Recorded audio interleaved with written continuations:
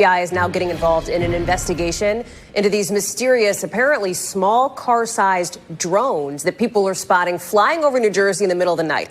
Look at this. One woman there took the video you're seeing.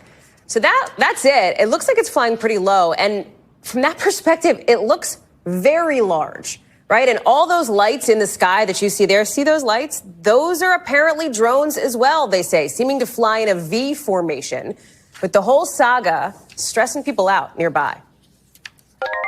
We're all completely unnerved. I didn't sleep last night. When I would get up and look out my window at 2 a.m., 4 a.m., they were still hovering. I got up at 5:30 this morning and they were still there. As the sun was starting to rise, they went back in the same direction they came from. And I expect they'll be back as soon as the sun goes down tonight.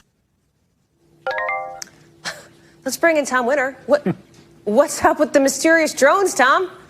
Right, Allie. Well, not to go all Scully and Mulder on us here. Do it. Law enforcement is concerned about this. They have put out a statement, the local sheriff's office and local prosecutor's office in Morris County. So Morris County, New Jersey, pretty much the kind of the center of where this activity has been occurring, along with Somerset County. So they're about an hour-ish west of here. Don't throw things at your screen. I know that it could be double that amount of time given traffic, but just to give folks a sense of where we are and referring to New York City. As far as the size of them, multiple eyewitnesses have reported, and obviously we've seen the video here, you've just pointed it out, the size of these, it's not quite clear to law enforcement that they are car-sized at this point, but they do not appear to be kind of the homemade type that would fit on a desk. Whether or not they're the kind that would fit in a garage, well, that's going to be a bigger question. They really want the evidence here, Hallie. They want to be able to get their hands on this or know where they are flying from in an effort to try to figure out, okay, who's doing this?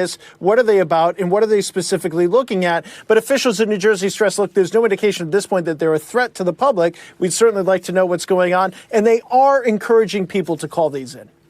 Why would the FBI be getting involved in this here?